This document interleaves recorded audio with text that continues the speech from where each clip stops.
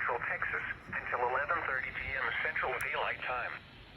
At 8:23 p.m. Central Daylight Time, Doppler radar indicated thunderstorms producing heavy rain across the warned area.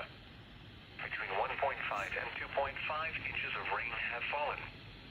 Also, an LCRA gauge 17 miles southeast of Mason reported 3.31 inches of rain during the past 2 hours. Flash flooding is ongoing or expected to begin shortly. Hazard: life-threatening flash flooding. Thunderstorms producing flash flooding.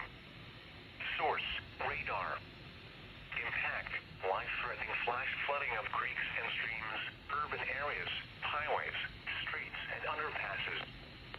Some locations that will experience flash flooding include Hilda, Loyal Valley, and US-87 near the Mason-Gillespie County line. Turn around, don't drown when encountering flooded roads. Most flood deaths occur in vehicles.